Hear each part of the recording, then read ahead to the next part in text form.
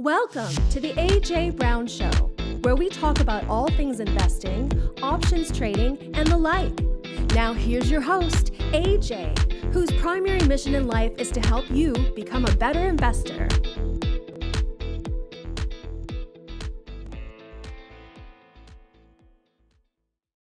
All right, ladies and gentlemen, a very early Merry Christmas, Happy Holidays, Happy Hanukkah to all the lovely folks out there. This is the AJ Brown Show. My name is Cyprian Francis, and with me, as always, the main man of the hour, Mr. AJ Brown. Today is December 19th, just a few days away from the Christmas holiday, and this is episode 215. AJ, how are you feeling this morning? Good. Good. Today's options expiration day, so we get to see how much credit we get into our account today thanks to options expiring. Looking for opportunities to then roll out of our protective options and start the process all over again. Yeah, I'll pull up a tweet that I saw that's spot on with that, and that's the December OPEX, which is today, will be the largest ever with 7.1 trillion notional options expiring, including 5 trillion of SPX options, 888 billion of single stock options. So AJ, would you say that it isn't your average options expiration Friday today? No, this is, they used to call it triple, now it's quadruple witching, right? Where all sorts of different option contracts, not just the options on stocks, but single stock options, and then we've got index options. All of them are expiring on this one day. So that, all the decisions that were made much earlier in the year are now coming to be actually transacted, right? That's what options are. It's like delaying, and that's what futures are, delaying the actual purchase that you're taking care of now, putting it off to a future date. And it's been Today's the date. somewhat. Yeah, today's the date, and so we'll keep an eye on what's happening. But in general, it's been quite a volatile week, Hmm. to at least to start the week, and then Totally. yesterday's news. And so I guess we could start with the SPX because we kind of talked about we're going to be in this range for a while. But what's driving the momentum to keep us in this range? Do you I mean, think? day-to-day news. I mean, there's three big topics that are driving investors right now. AI bubble. And I've heard a new term being coined this week, and it's kind of like sticking. It's just a two-word kind of bubble fear. Bubble fear.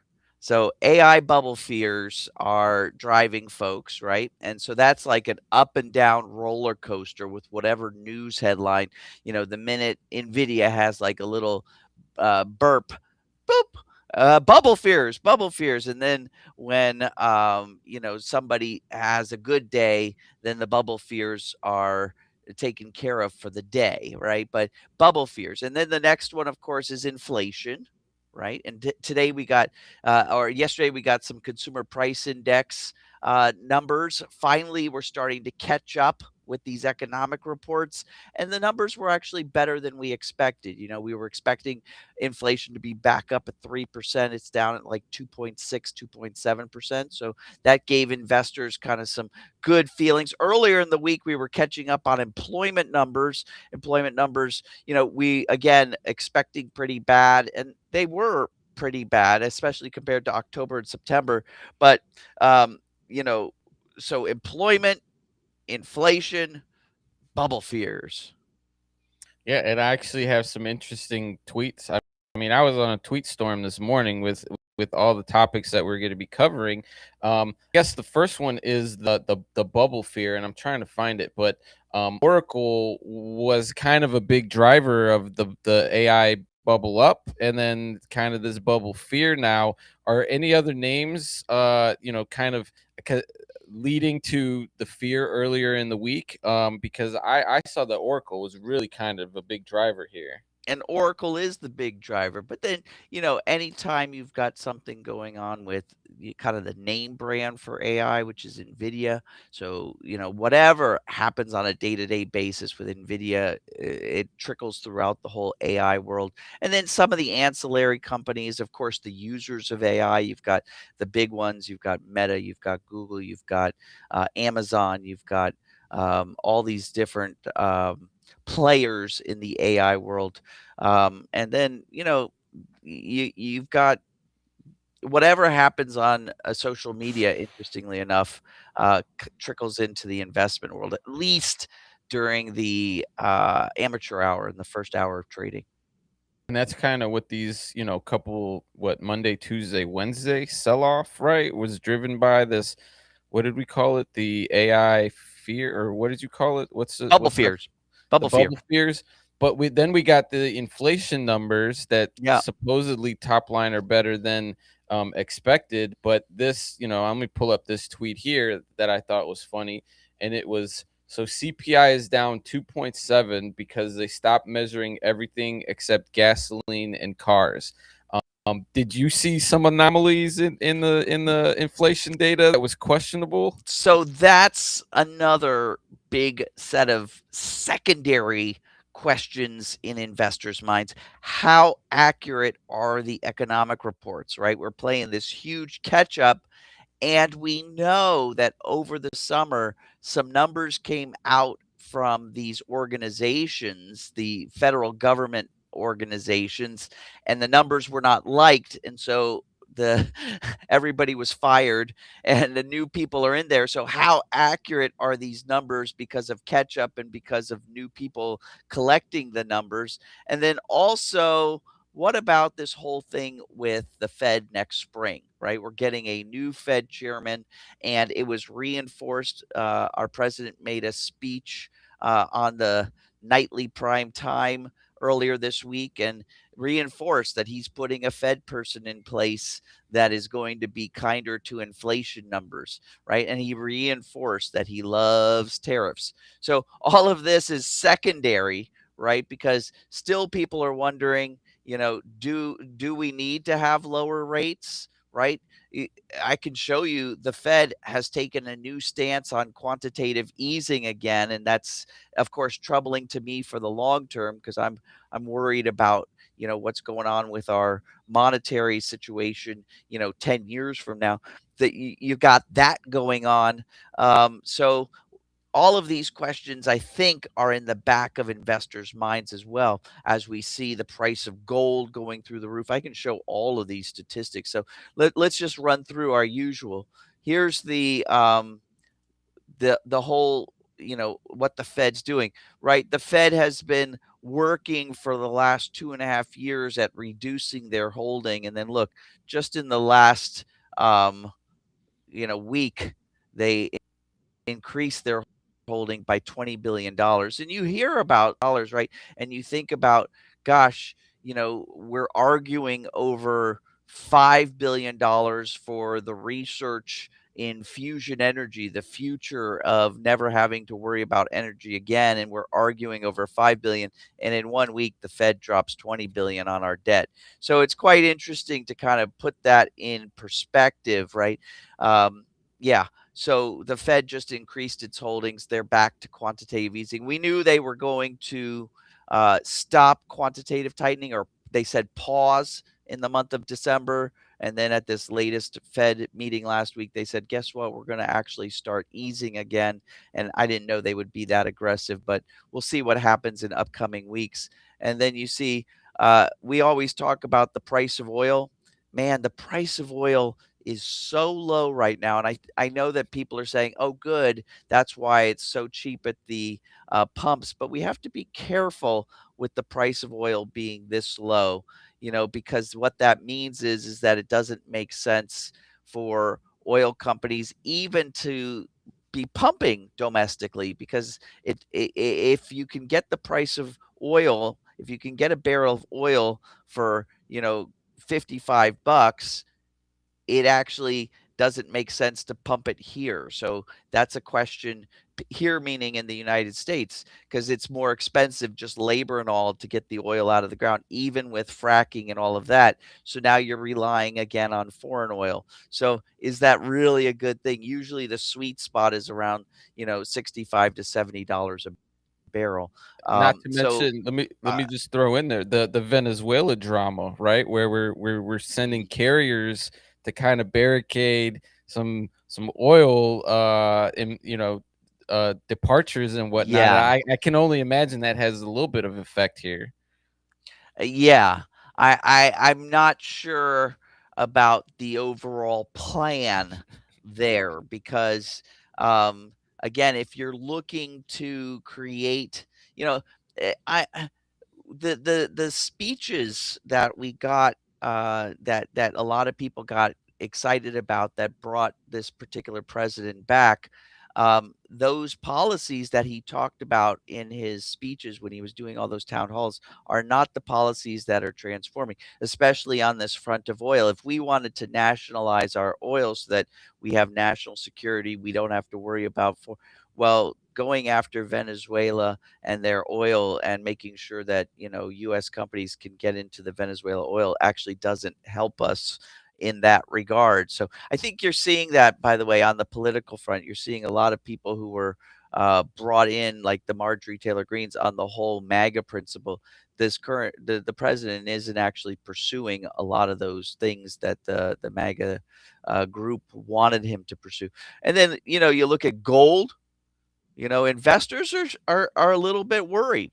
The price of gold is at it's actually at its high, right? And it's going higher. That means people are sinking their money in something that's not the US economy. It's something solid. It's something, um people are burying their money in the backyard, basically. And then finally, it's like a risk off thing. Bitcoin is pushing all-time lows. It's a little bit up today, but they're down here at 88, not all-time, recent lows. So, risk off, wondering what to do in the equities market.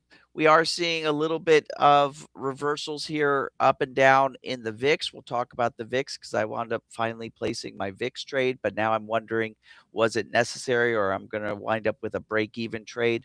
So, Sip, it's day by day, and now we're going into the holiday season, and who knows what that's going to bring. Yeah, a couple of things that you mentioned there. Gold, I think 4,400 it hit a print there, so that's kind of hitting the Mhm. news blurbs.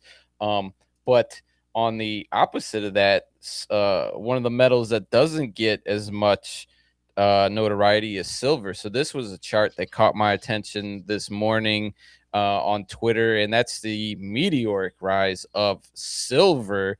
I mean, gold is at all-time highs, but this is quite a jump up.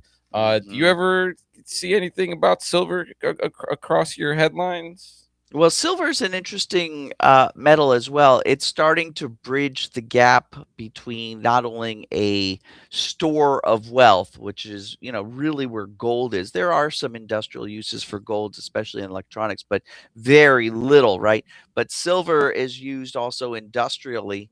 And so that's one of the reasons behind the meteoric rise, but also because silver's affordable, right? And so if people who want to start storing their wealth, but don't have the wealth to be able to buy ounces of gold, they're going for silver. There's a lot of precious metal, dealers who are saying, hey, the alternative is silver. And I think that a lot of people are jumping in on the silver boat as well.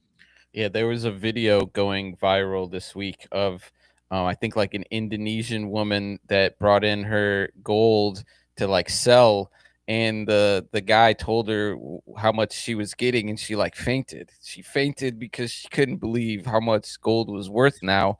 Yeah. Um, Back to the CPI, another stat Hmm. that really stood out to me this week is the shelter CPI. It seems as if rent prices are down, right? And so from a peak of 2003, Shelter CPI is down 8%. Do you think that has an impact on the overall inflation being down a little bit more, given some of the recent data that just came out that seems to be very optimistic? You know, the market's taking it as a positive. Yeah, they're taking it as a positive, although I have to throw it out there that the inflation is still not quite down to where we would feel comfortable without having prices. Remember, inflation is a rate. A lot of people would love to see prices, go down at the grocery store, go down, at these different places. When inflation is positive, even if it's positive by 2% or 3%, that means prices are staying where they are and increasing by 3% year over year. It just means they're not going up as much, but it doesn't mean you're going to see any relaxation in those prices. So y- we're seeing this big drop in rents. Supposedly, now you won't see that in the big cities, but overall, these statistics are saying there's a big drops in rent. I think that's a whole other thing. I think that is telling us that there was a huge move, just like during the pandemic, there was a huge move to creating storage units because people were buying stuff. They were stuck at home. They were buying stuff and then they wanted to store it in storage units. And now you've got an oversupply of storage units. There was this big thing about, for the last 2 years that rents are at all times high. So all of a sudden you had people, running to buy property and then have rent. So now you've got kind of, I wouldn't say an oversupply, but you've got a supply of rent and you've got people who don't want to move. So now you've got just an interesting scenario, but I think it's almost a blip. This economic data, you've got to see it trending over 3 to 6 months for it to be believable. One data report that's out of the ordinary can't be trusted. Yeah. I see you pulled up your CPI. Is there something you wanted to reference there? No, just wanted to point out that it came in points lower than expected, and that's what got investors excited for the last couple of days. But I have to point out today there's also another drive. If we take a look at what's happening yesterday, people got excited, and then you can see we wound up creating a doji bar, which basically means that you know throughout the trading day, we got excited and then the excitement wore off. There's something driving today. It's probably this quadruple witching and also getting ready for the 2 weeks of holiday. But I'm not sure, and I haven't quite got my signal. I've got the wrong signal on this chart. I've been bouncing around all morning trying to get an idea of what's going on. Let me throw our usual signal. These are indicators you guys can download, people who are watching the show, download from our Quick Links website. But we got this top signal. This is the confirmation on December 12th, which means our highest close, which was December 11th, became our top. And so now we're pulling back, and then we pulled back. Our lowest close was actually this past Wednesday, but we haven't yet got a signal. We're not even getting our green line appearing. We can put our analog version on so you can see how close we are. So let's pull this on and see how close we are. We're getting close to telling us that we found a bottom, but just flirting with that line. It depends what the rest of the trading day is. And I got to just, and this maybe it'll come up in a couple minutes, but we got to emphasize that we have to be very careful about trusting any price action for the next, 2 weeks because of the holiday season. We could talk about that in a minute. But yeah, so maybe we're going to identify a bottom. And if we do identify a bottom SIP, that would do a couple things for us. Number one, it would tell us that we now have a mature trend. That means we have two tests of a bottom, two tests of a top. We can start drawing channel lines when you have a mature trend on our trend. And also, this pullback to this magenta zone would actually start to hint that we're in an uptrend. But again, I'm not going to believe it, especially since the last reversal was in the red zone and the one below that was in this green zone down here. So that it's actually telling me that, again, one move that's ideal doesn't tell us that we're in an uptrend. And a lot of people are like, "Oh, we're pulling back to that magenta zone. We must be in an uptrend."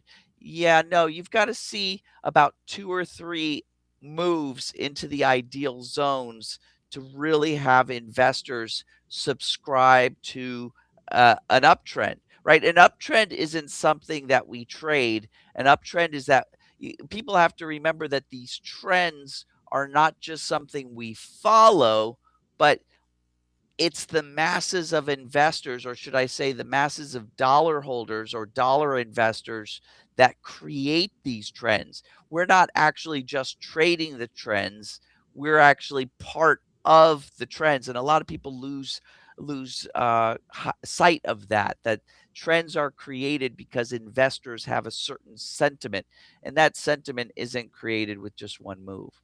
Yeah, and last week we talked about that big red area to the left of where the market's at now, kind of almost guesstimating that we might stay in that range for a while. And here we are 1 week later, kind of at the same place.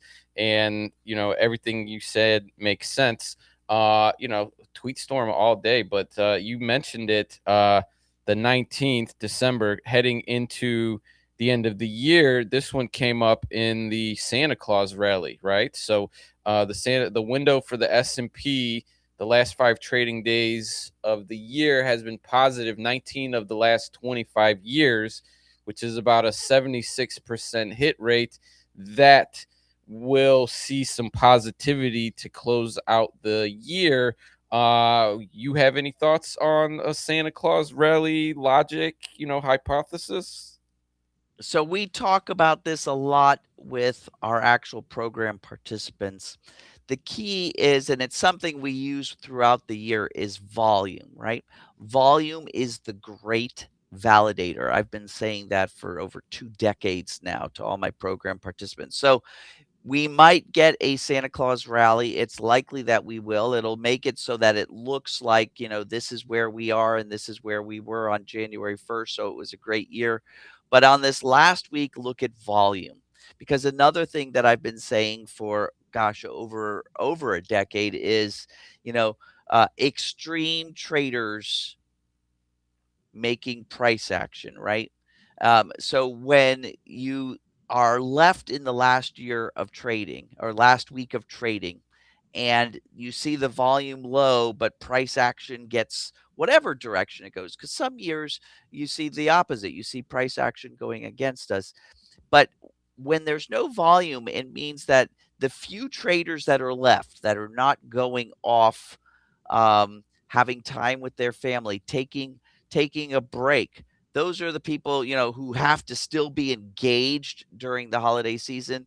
And those folks, just in the natural description of this avatar, of this investor, of somebody who has to stay engaged in the last week of trading, they kind of probably also have extreme opinions, uh, other than just having to, this work ethic, this investor ethic. And so they take the market in directions that as soon as people come back in the second week of January, they kind of whip them back to, oh, that's not where we wanted to go. Let's bring the market back to someplace else. In other words, don't trust. You could trade if you want to get in there and trade these different movements. You can do your best. I've seen folks really do well, but it's very speculative. It's very you have to get into the mind of the extreme investor to try to follow these type of movements, and just realize it's usually recalibrated as soon as January 3rd, January 4th, definitely January 6th comes back. Yeah, I think yesterday was a good example of that, in that the CPI data really drove the market up. And then, we kind of, gave up gains the rest of the day. And I feel like, Level heads, wind up, um, you know, having the last laugh, right? yeah, and yesterday being Thursday, I feel like that's kind of the start of the holiday week. People start traveling, they start, closing down their screens, lowering their position sizes, thus leading Mhm. to that momentum. You've pulled up the VIX, and I gotta talk about this. we're still under this threshold, or this average threshold, and something that you've been, educating our viewers and just the community. Where do we stand with the VIX? Where do you, I mean, because it's Well, options expiration, does that have an effect on, what you might do here? yeah, no. No. But yes, options expiration is definitely having a role on today's price action. But, I'm trading the VIX trade, and I've been talking to all the folks in my program and also all of you folks about this. We got our signal last Friday. I'll be honest, something happened with my automatic trading on Monday. We got follow through on Monday, but my trades didn't go, and I had to go back and figure it out. I actually have a team now, if you could imagine that, and they looked, and I didn't set it up correctly. I didn't put the correct confirming date in there, and that's why my trade didn't go. But that's okay. I filled my trade the next day on 12/16. And if you remember in the beginning of the week, we were worried about employment numbers. The S&P was going up, was going down, and the VIX was kind of going up, and that gave us follow through. So whether all to say, a lot of you who follow us probably got in on Monday. I got in on Tuesday. I wound up getting in. I can show you. Uh, I got in on the debit spread on Tuesday. That's this one. The 14.5, 15.5 strike prices. I got in, I'm looking over here at my notes, about 85 cents for that debit spread. And then later in the day, I got in the credit spread. We did the 2021 credit spread and got that for 88 cents. So was able to get a 3-cent credit kind of spread, or over the spread. I got a 3-cent in the positive credit range. What does this mean? It means that and the expiration dates. I've got the next monthly. Let's pull this up. We're talking January 21st is when these things expire for me. So what it says is between now and January 21st, if we're between 15.50 and $20, I'm going to wind up with a break even trade, kind of leaning to the credit side by 3 cents an option share, or $3 per contract that I did. Fine. If we have something that happens between now and that 21st of January, well, then, and the VIX pops up like it has over the months of November and October, well, then it's going to go to that max profit. So I'm pretty happy with my trade, even though today, if you look at the chart on the VIX, we're wrestling, we're below that 1550. I'm not actually concerned about that.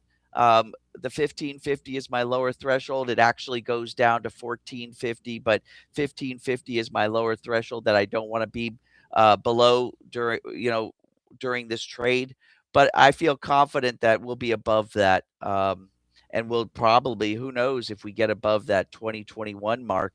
I wouldn't be surprised if in this first week of January something happens, whether it's a Truth Social post or something that pops us back up and I get to profit again, like I have the last 2 times. But I'm in my spread. If you didn't get into it, it looks like you're going to have another opportunity in the upcoming week. So don't fret if you didn't get in like we did on the 15th, or I got in on the 16th because of my malfunctioning automatic trading bot. Don't fret, because I think you're going to get another opportunity. And let me ask you this: on the VIX seasonally during Christmas time, or like these, like 2-week period, is there a trend? Like, do we see during the holidays that volatility is lower because people are a little bit more chilled out, or what's your experience? No, the extreme traders always take us crazy places during those 2 weeks. You can see this is a perfect example of what the VIX did last year, right?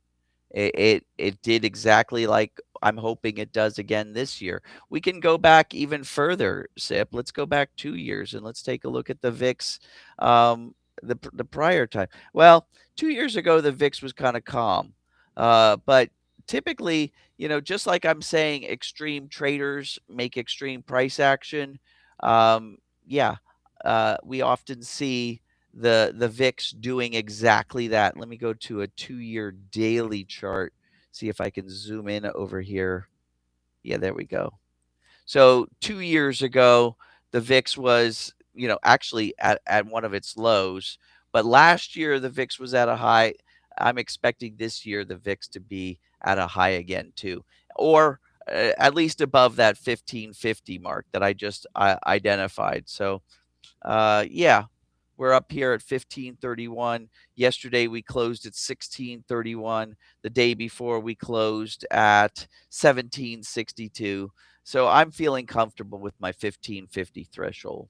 Yeah, I feel like I'm just sitting at the edge of my seat every day waiting for something to happen because there's just so much polarization in so many industries and so many talking points and governments and private. And I mean, Did you catch, by any chance, did you catch this thing about they interviewed the chief of staff at the White House, and I've been seeing all sorts of, and of course they backtracked on everything that was supposedly recorded on record. But the main thing, I ignored a lot of the interview, but the main thing I noticed was their description of the chief of staff's office, and they have a huge widescreen TV in the White House Chief of Staff office, and the only thing on it is the president's Truth Social, meaning that they have to pay attention to what he's tweeting in the middle of the night, just like the rest of us, and be reactionary to it rather than, that's unprecedented. Usually the chief of staff of the White House is the one who filters everything the president says, make sure it's on on target with what they've agreed would be the sentiment coming from the White House, and then they would be the one releasing it. In this case, the whole chief of staff uh, staff they have to pay attention to what the president's just putting out to the public and then reacting to it. So it was quite interesting to me because that's what the rest of us are doing. We're paying attention to what might be the next thing that comes out of, government policy, fiscal policy, as well as, all the headlines that are usually reactionary to that, like the bubble fears. yeah, bubble fears and kind of interesting concepts. I mean, and just presidential legislation, right? It's not legislation, but there is some power in the presidency to I do mean, things. Uh, with the executive order power, it kind of is, yeah, right? I mean, a big one this week was the declassification of marijuana from Schedule 1 to Schedule 3, which is really a big change that I honestly didn't hear enough about. I mean, I guess that content is being tailored to me, so I got a little bit more, but I wasn't I wasn't seeing it as much in the mainstream, but it's a big change. Well, and around here, so you guys know, I don't live far from the White House. I live about 13 miles as the crow flies from the White House. Around here, that was also, the big news, especially yesterday. I mean, it was all over the news line here. That and the fact that they're renaming the famous Kennedy Center here to the Trump Kennedy Center. So that was the other thing because people around here were like, "What?" Because they're not used to having things renamed like monuments and stuff. Yeah, and real quick, because we have a little bit of time for the morning sip. While we're on the topic, the topic that I picked today for kind of our pop culture storyline is the president announcing this Patriot Games concept in 2026, where one young man and one young woman from each state and territory will compete for the pride of their state. And all of the internet is basically comparing it to the real life Hunger Games. And there's all these memes of holding their hands and the president and this and that. Did you catch this? What are your initial thoughts on the Patriot Games? Well, I'm excited because, as you know, one of the main things they're doing at all the airports, the federal, is they're gonna be funding these pull-up bars that are gonna be at the airport. So all of these potential athletes can be practicing at the airports to, compete in these games. I think it's a headline for sure. Um, for investors, it's kind of a distracting headline, and I'm not sure how many people are actually.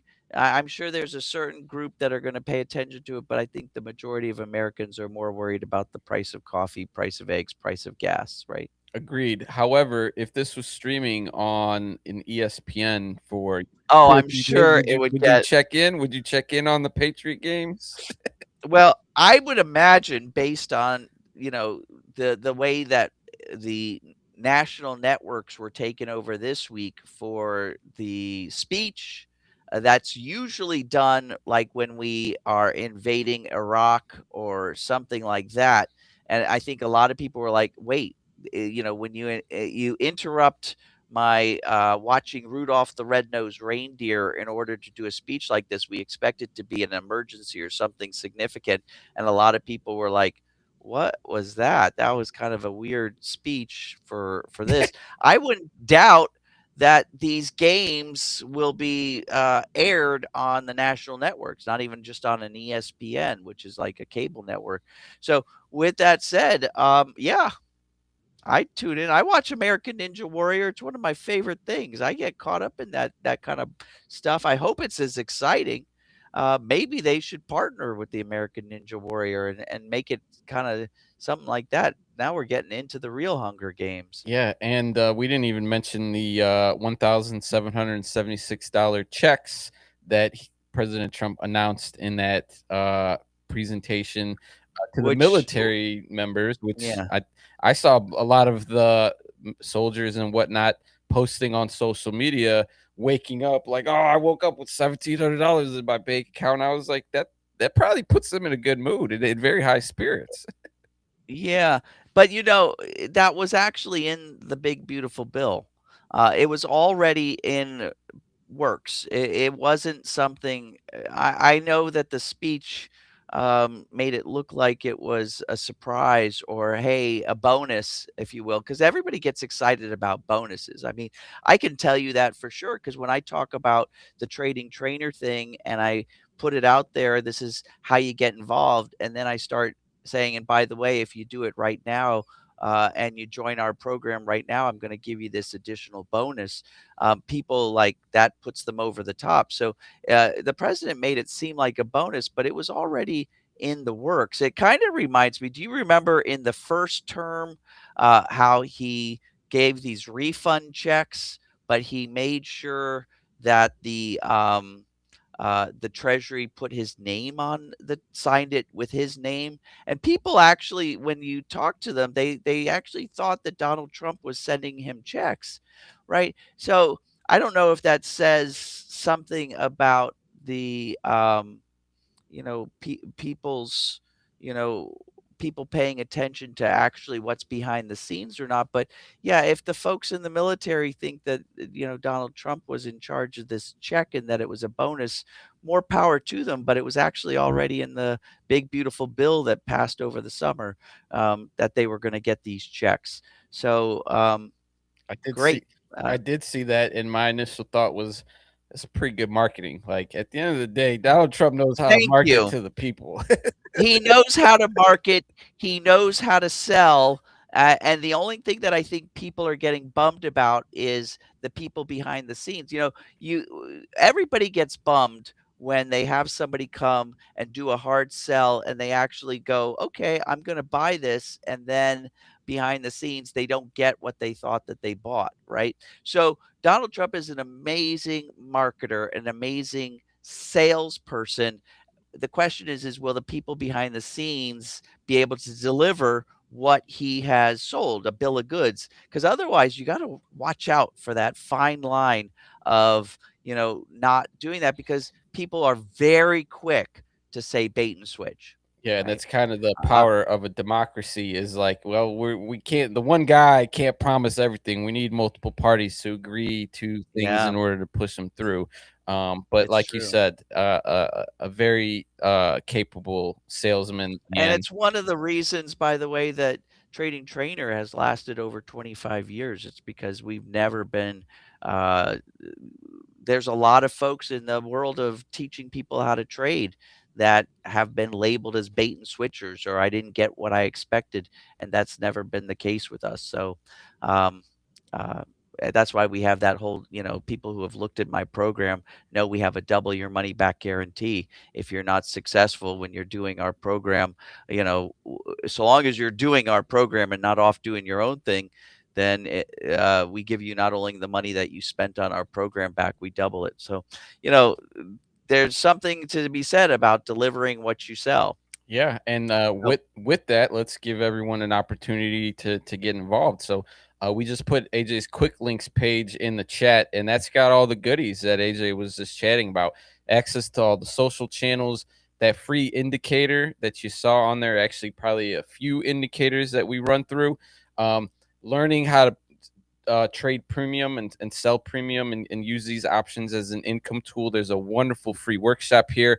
More information about the program in general, some custom coaching, and like AJ said, 25 years of teaching and helping people use the power of options to enhance their portfolio and their investments. And so, two-thirds through the show so far, we had a lot of off topics today, but we're gonna rein it back in, and we're gonna go through some examples. AJ's gonna give us his pick of the week. We'll do our speed round. We'll see if there's some opportunities from our lovely viewers from around the world. Otherwise, we are streaming live, so if you have any questions, feel free to throw it in the chat.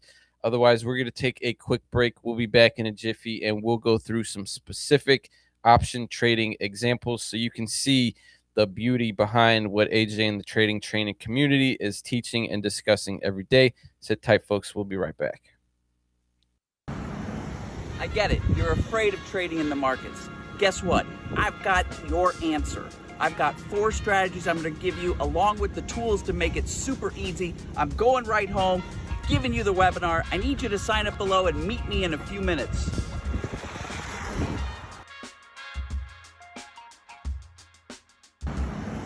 I get it. All right, AJ. Pick of the week. This is a let's name do that is it. very, very, very new to me, so I'm going to do a little research here. But you, from your lovely trading community and or some of your AI powered watch lists and stuff, have identified quantum computing, ticker symbol QUBT, as today's pick of the week. What's the story here, AJ?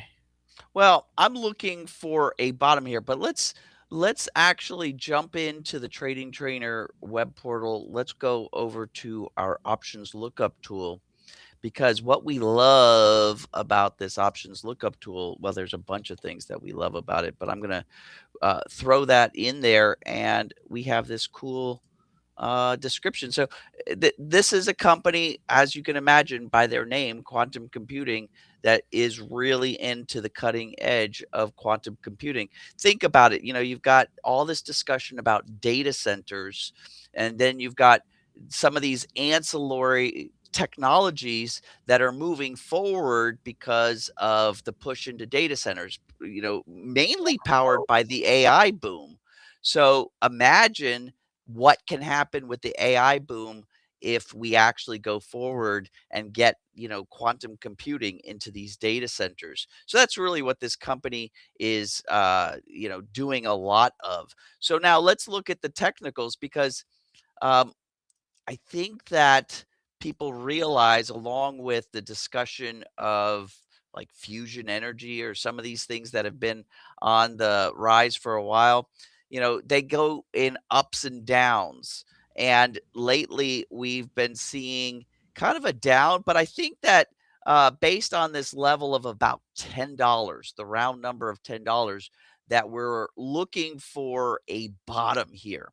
Now, of course, I'm not going to do anything until I hit that bottom. And if I don't hit that bottom, if we start to go lower, I'll rethink my thoughts. But I'm looking for a bottom here to be formed at $10.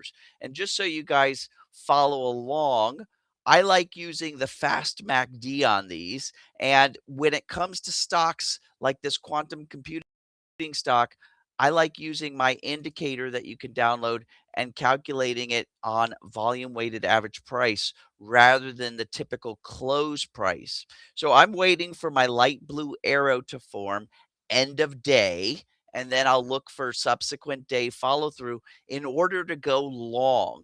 Buy some of this stock, and at $10, what a great price. So either I'm going to buy this stock, and I would buy this stock in lots of 100 share, or check this out. If I come on back to my quantum computing, or not my quantum computing, my options lookup tool, if I throw here, first of all, I want to pay attention to the monthly options and the leaps for that matter.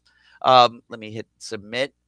And then we have these quick views. If I'm looking for a substitute for that option, I'll go pretty far out. So I'm already thinking about January 15th, 2027. That's, more than a year from now. So that would be a great substitute as far as will this thing expire? Not anytime soon.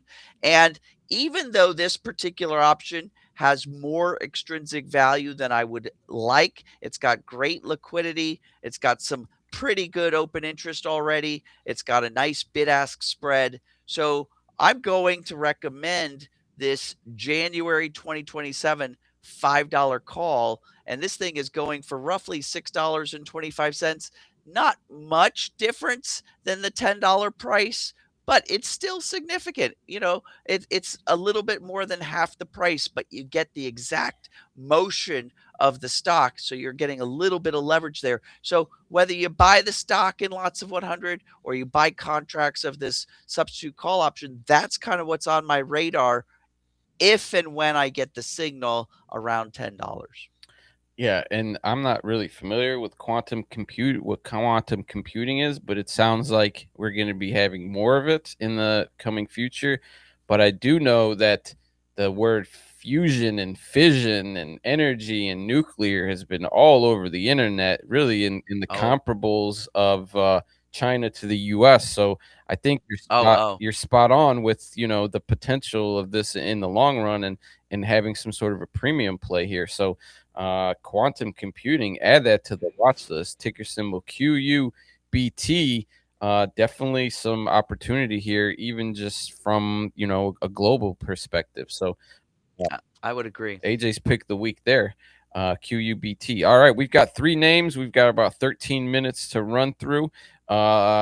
Should be some unique setups because of the low volume at the end of the year. So we'll see if there's opportunity. So let's go ahead and start with Kelly in Lincoln, Nebraska. Wants to know what's going on with Walmart. Ticker symbol WMT, the largest retailer in the world.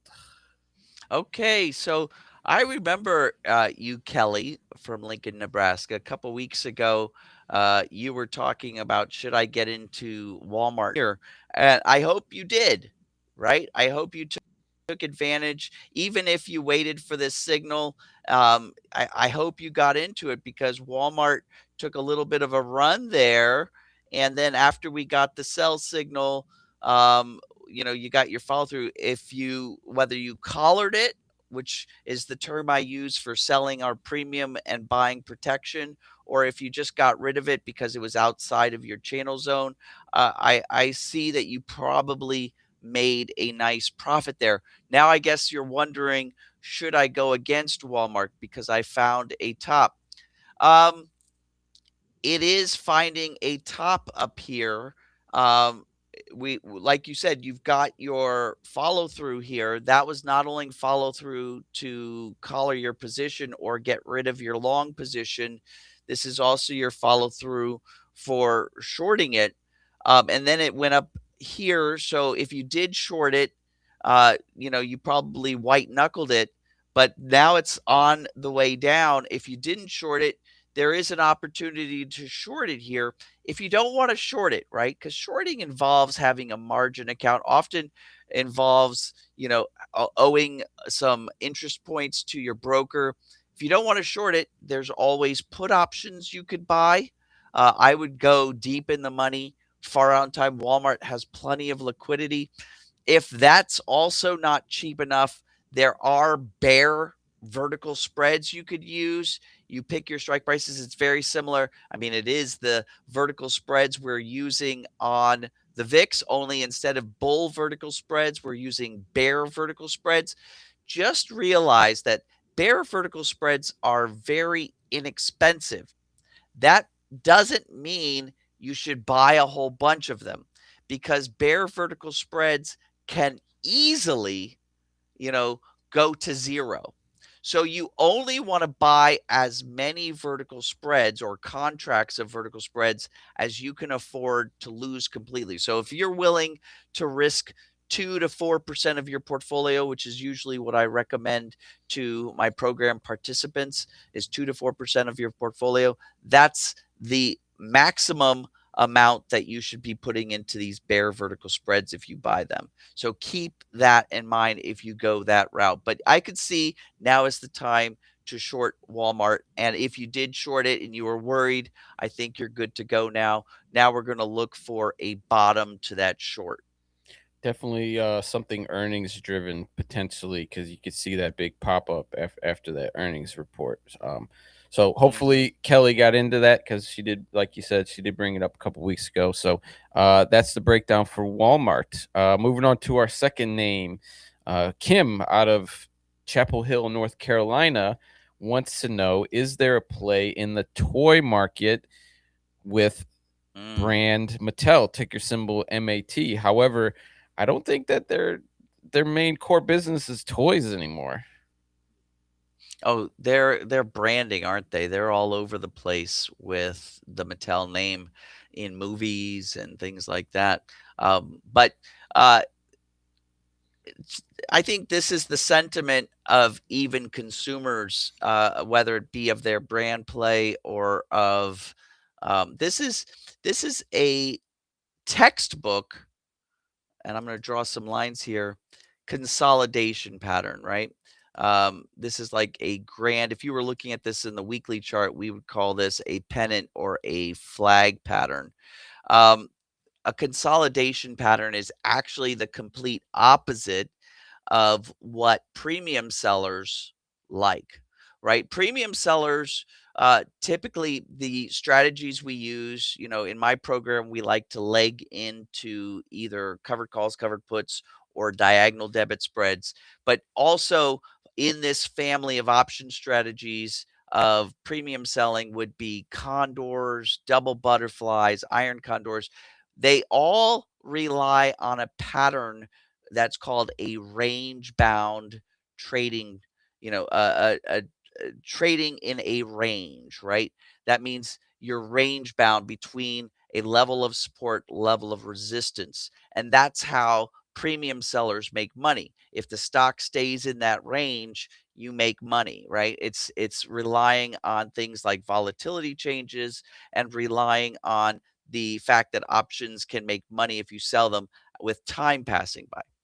With all that said, a consolidation pattern like a flag or a pennant almost always results in a breakout. And breakouts, unless you have some sort of crystal ball or insider information, you never really know whether the breakout will be up or down. You just know that it's not going to stay range bound, which is why premium sellers, when they see this pattern, they run. Now, if you've got Opal Belt, you may be thinking some other strategies, and I would tell you that's what you would want to do here.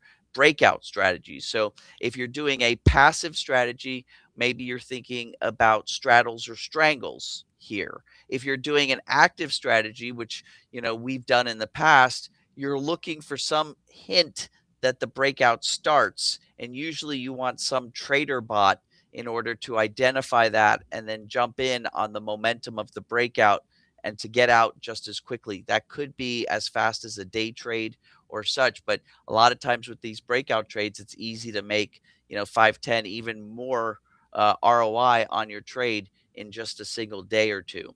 So that's what I'd be looking at here. This is a classic consolidation pattern, no premium selling. But if you wanted to try to do a breakout strategy and you're familiar with that, just realize a lot of times those can go against you as well. All right. The toy market is well, like the president said, you're gonna have to buy less toys this Christmas. I believe that was one of the blurbs. So maybe Yeah. Mattel's feeling that a little bit there. People do So not like that, by the way, that comment. Or I've been seeing a lot of other news headlines about how you could buy the kids' toys, but this year grandma doesn't need anything, and your brothers and sisters don't need anything, just the kids. And people are like, "What? Don't give gifts on holiday? Are you kidding me?" Anyway, well, then I see like this race car on TikTok, this race car video that you could like race on walls, and I'm like, oh man, the kids will love that. you know. All right. Thanks for that, Kim. Moving on to our third and final name, Dave out of Houston, Texas, wants to know about Range Resources, ticker symbol RRC. I believe this is a new one to the show. AJ, what are you seeing? Yeah, I think it's been in and out a couple of times over the last decade. Range Resources is a oil company, right? This company engages in the exploration, development, and acquisition of natural gas and oil properties specifically located in the Appalachian region. So, like up in Pennsylvania, and you hear about the different in Western Pennsylvania, the different oil fields that have opened up thanks to fracking. So that's these people. Okay. I like the price. It's not too expensive. I bet you're seeing, Dave, that Range Resources is testing this level of support, with lower level support being established down here at around 32.50. But a couple times we've been testing around this 35. We're currently 34.50. So are you thinking of going long? Why not? So wait for your bottom signal. So we want to see this light blue arrow. We want to see this light blue arrow come pretty soon, whether it be today or early next week. Again, be careful about trading in the next 2 weeks, because again, the signals might be funny. But yeah, I see what you're seeing. And if you don't mind, I'm going to take a second and zoom out to like 2 years. Okay, they've gone lower, but not this year. Yeah, there I see another level down at 33.50. Okay, but I still want to see it reverse in the next couple of days. And if that's the case, I would be going with you. I would say let's go ahead and purchase either shares of Range Resources. Let's see if they've got a substitute option that might be. We're already looking for the visible equity substitute in our filtering with our cool tool. We'll go out to January. I'm not seeing in the January option, maybe. I'm not seeing that I like many of the substitutes. Maybe you'd be thinking about the June option, the $20 June option. June's pretty soon though, so I would be a little bit careful. But the June $20 call looks like a nice substitute. That's going for $14.90, so that's less than half the price. But remember, you better get all your premium selling done by like April, because you don't want to be into this June option if you're getting close to the expiration date. But I could see doing something like that. But I mean, and if you think that oil is the big play here in the States, and you want to just own some of this stock in your portfolio for the long term, you could definitely, again, when you get the bottom signal, do some cash secured put selling. I'm sorry, cash secured put selling, which would let you lock in a certain price and be guaranteed a premium. So all of that works. I'm on the same page with you, Dave. Good going. Yeah, Dave out of Houston, Texas might know a thing or two about oil. That's for sure. I do. And anytime I think of oil in Texas recently, I've been drawn to the show Landman. Have you had a chance to check out Landman on Paramount Plus? No, but is that Billy Billy- Bob Thornton? Yes, certainly is. He plays the landman out in West Texas and kind of shows the intricacies of the difficulties behind drilling and the oil business and the risks and stuff. So for anyone out there in the sphere that, wants to learn more about the energy business here in the United States and has an affinity for some of these Paramount shows, Landman is phenomenal. Highly recommended, even for you, AJ. If you're looking for something to Yeah. add on the tube, that's one that I'm a big fan of. All right. Well, that's pretty much wraps up our second last show of 2025. Next week we'll have a special Christmas edition.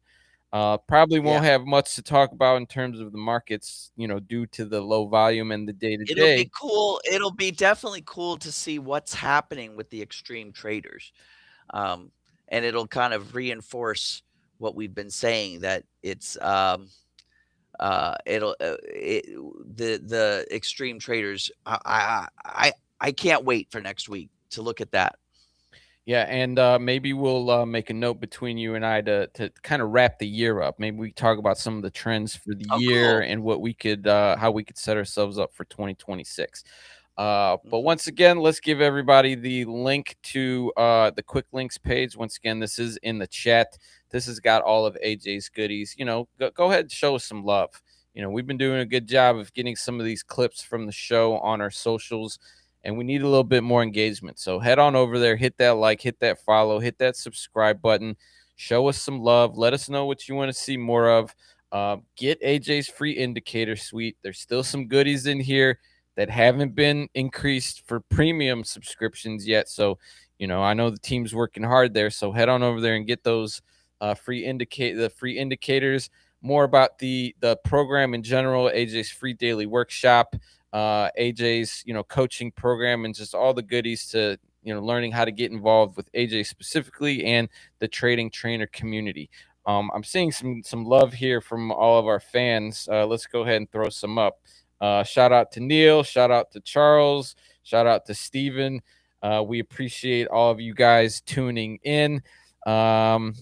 Yeah, AJ, I think we're gonna want to wish everybody all the best. I know I'm gonna be traveling back to Chicago this weekend. I'm hoping everybody else gets a chance to go see the family and enjoy themselves, and maybe not overstress yourself this week with the trading, right? Seeing as we do have some of the extremes, maybe it's a good time to kind of sit back, enjoy life, and prepare yourself for a nice 2026. AJ, with that, any final words on your end? I mean, that's one of the reasons why I like to calibrate some of our signals on VWAP, right?